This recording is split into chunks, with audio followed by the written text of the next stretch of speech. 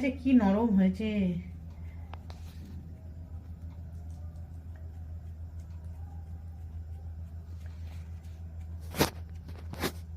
একে পুর খুব সুন্দর হয়েছে, নরম হয়েছে কি।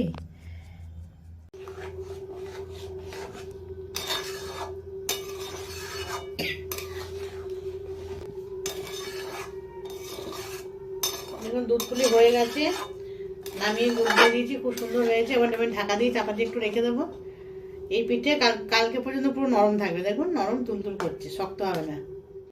নমস্কার বন্ধুরা, কাম্মাস কিচেনে সকলকে আরও একবার স্বাগত জানিয়ে আমি শুরু করছি।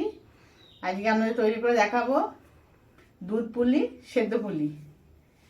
অনেকদিন পিঠা রেসিপি নিয়ে আসিনি, আজকে নিয়ে এসেছি। তাহলে চলুন আমি কীভাবে বানাচ্ছি দেখতে থাকুন ভিডিওটা প্রথম থেকে শেষ পর্যন্ত, কেউ স্কিপ করবেন না। তাহলে আমি কী করে বানাচ্ছি বুঝতে পারবেন না। চলুন তাহলে আমি ফার্স্টে গুঁড়িটা গরম জল দিয়ে মেখে নিচ্ছি।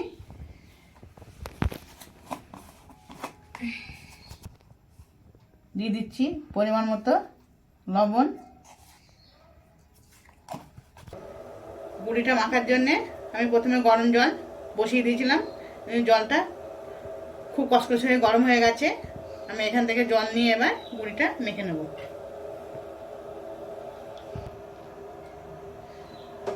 অল্প অল্প করে জল দিয়ে দিয়ে গুঁড়িটা আমি মেখে নেব। প্রথমে একদম বেশি জল দেব না।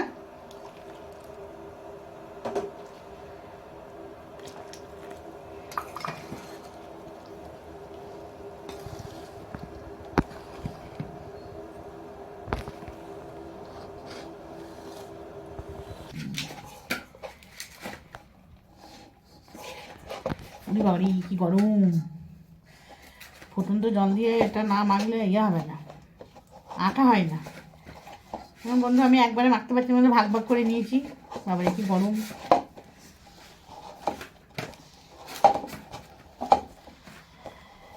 দুরকম পিঠে বানাবো বলে একটু গুঁড়িটা বেশি নিয়েছি। দুটো লেচি হবে, বড় বড় ভাগ করে নেব। এটা মেখে নিই।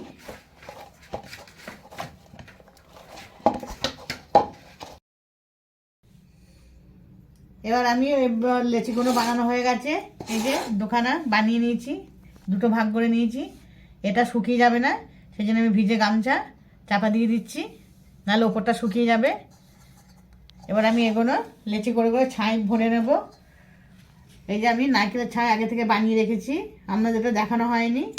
আমি এর মধ্যে দিয়েছি নারকেল, দুটো নারকেল আছে, খেজুর গুড় আছে, আর দুধ আছে। বানিয়েছি তিনটে দিয়ে, ছাইটা খুব সুন্দর টেস্টি হয়েছে।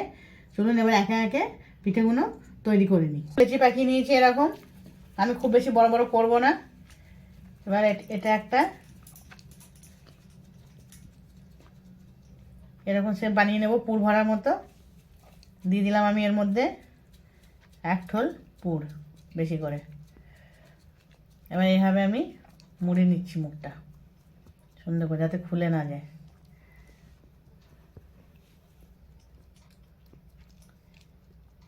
এভাবে আমি একে একে সব পিঠেগুলো বানিয়ে নিচ্ছি। দেখুন কি সুন্দর দেখতে হয়েছে। তাড়াতাড়ি হয়ে যাবে, ঝটপট ঝটপট হয়ে যাবে। একবারই সব পিঠে বানিয়ে নেবো, হাফ সেদ্ধ করব আর হাফ দুধে দেবো।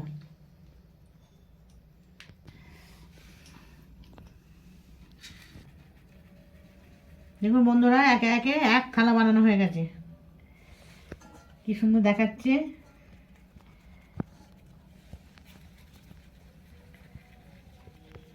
বাবা ছাই অনেক শেষ হয়ে গেল, আবার এখানে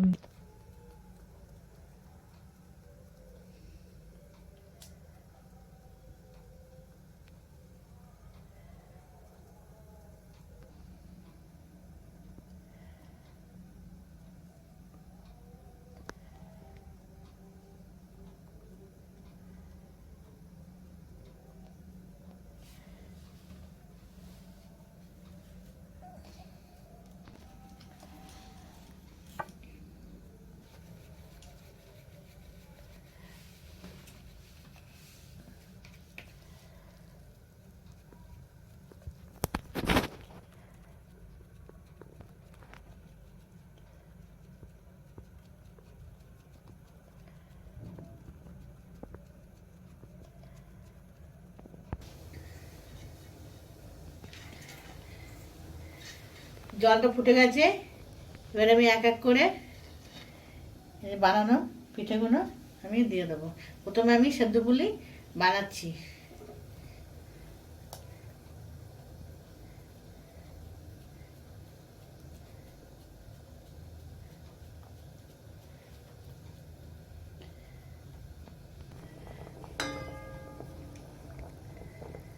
দেখুন পিঠেগুলো কি সুন্দর ভেসে উঠেছে।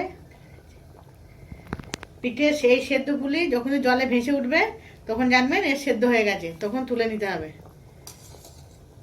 দেখুন একটা পিঠে আমার ছাড়েনি। এবার আমি এটা তুলে আমি এই ঠান্ডা জলে দিয়ে দেবো।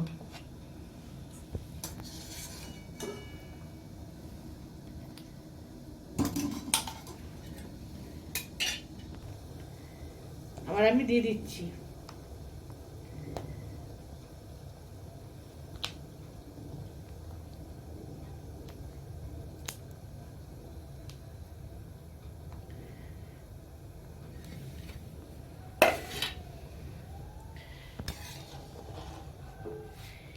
নেড়ে দিয়ে একটু চাপা দিতে হবে, না চাপা দিলে ভালো ফুটবে না। পিঠেগুলো আবার জলে ধোয়া হয়ে গেছে, ঠান্ডা জলে দেখুন পুরো তেল হয়ে গেছে একদম। এবার আমি এখান থেকে একটা ঝুড়ির মধ্যে রেখে দেবো, জল ঝরে যাবে।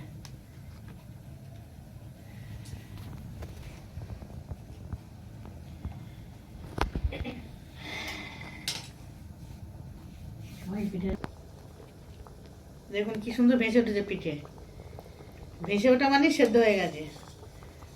আর কড়াই তলায় পড়ে থাকলে ওটা সেদ্ধ হতে চায় না, ওটা কাঁচা কাঁচা লাগবে।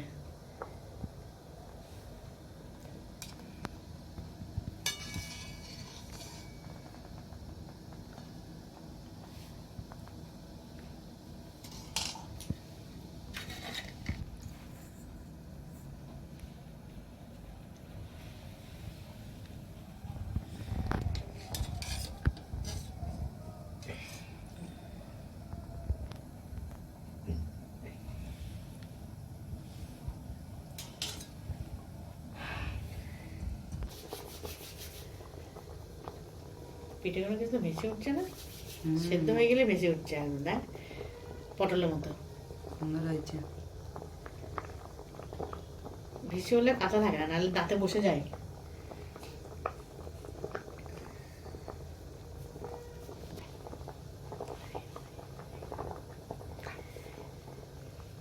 কি সুন্দর ভেসে উঠেছে।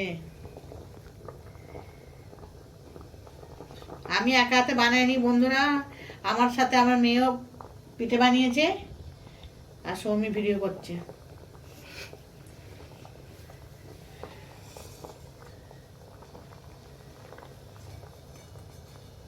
এটা হয়ে গেল সেদ্ধ পুলি। এবার বানাবো দুধ পুলি। এটা শেষ সেদ্ধ পুলি।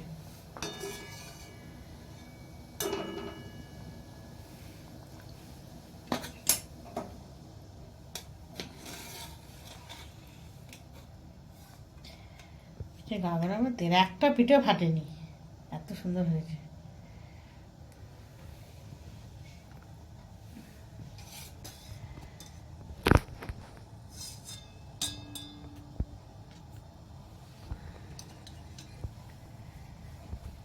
পুলির জন্য দুধ পুলির জন্য আমি আগে থেকে দুধ জাল দিয়ে খানিকটা ঘন করে রেখে দিয়েছি।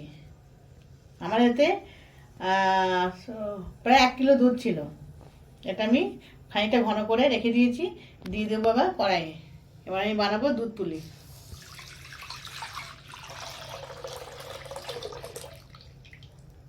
দেখুন দুধটা কতটা ঘন হয়েছে, বাটিটা পুরো সাদা হয়ে গেছে।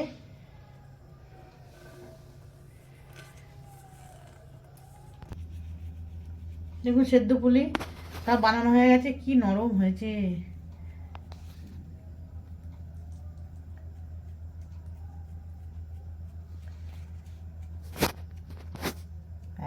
পুর খুব সুন্দর হয়েছে, নরম হয়েছে কি পিঠা একদম। কি গরম বাবারে।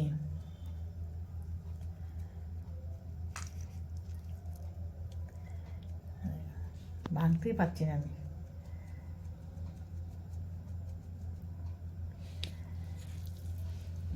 গোপক একটা দিয়ে দিই। দুধটা হালকা হালকা গরম হয়েছে, আমি এর মধ্যে একটু আমুল দুধ দিয়ে দিচ্ছি। পিঠাটা টেস্টি হবে, দুধটা আরও ঘন হয়ে যাবে।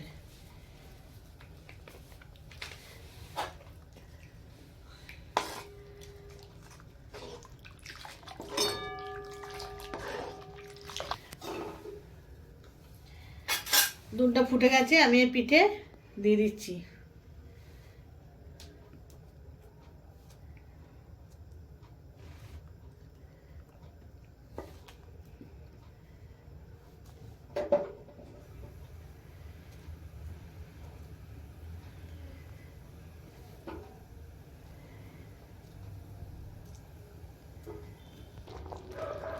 দুধ পুলি খুব সুন্দর সেদ্ধ হয়ে গেছে, দেখুন পুরো নরম হয়ে গেছে একদম। আমি খুন্তি করে কেটে দিচ্ছি। এবার আমি অফ করে কিছুক্ষণ রেখে দিয়ে একটু ঠান্ডা হবার গুড় দেবো। ফুটন্ত দুধে গুড় দিলে দুধ কেটে যেতে পারে। এবার আমি অফ করে দিচ্ছি, খানিক্ষণ পরে আমি এটা গুড় দিয়ে দেবো। ফুটোটা বন্ধ হোক, ঢাকা দিয়ে দিচ্ছি। এবার গুড়টা দিলে আমার, এবার দিয়ে দিচ্ছি গুড়। গুড়টা নামিয়ে খানিক্ষণ পর গুড়টা দেবেন, দুধটা কেটে যাওয়ার ভয় থাকবে না।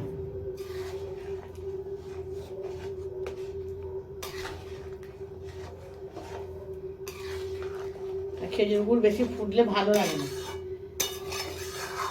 এই যে খেজুর গুড়ের গন্ধটা খুব ভালো লাগে পিঠাতে।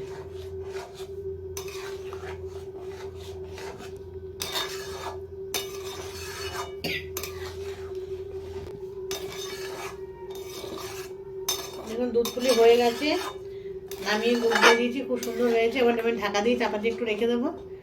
এই পিঠে কালকে পর্যন্ত পুরো নরম থাকবে, দেখুন নরম তুলতুল করছে, শক্ত হবে না।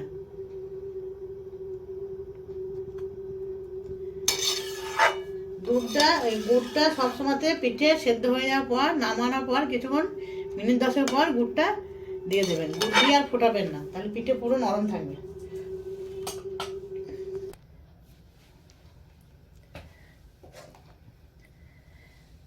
পুরো রেডি হয়ে গেছে, চলুন সব খাবো খাবো করছে, খেতে দিয়ে দিই। যদি এই রেসিপিটা কারো ভালো লেগে থাকে আমাকে কমেন্টে জানাবেন, বাড়িতে বানিয়ে খেয়ে কেমন লাগলো। আমার সব নতুন নতুন বন্ধুদের, যারা এখন চ্যানেলটি সাবস্ক্রাইব করেননি তাদের কাছে আমার সাবস্ক্রাইব করবার অনুরোধ রইল চ্যানেলটিকে। রেসিপিটা ভালো লেগে থাকলে লাইক, কমেন্ট, শেয়ার অবশ্য করে দেবেন।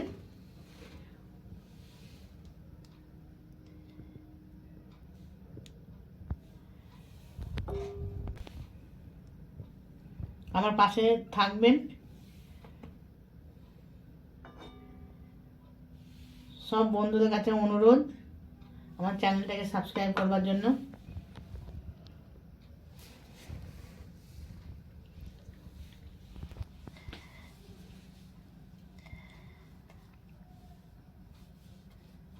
সেদ্ধ পুরি দেখুন কি নরম হয়েছে, আমাদের দেখালাম ভেঙে, খুব সুন্দর হয়েছে।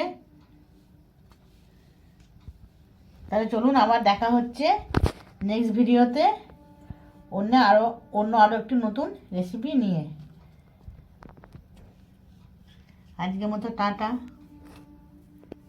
ভালো থাকবেন, সুস্থ থাকবেন।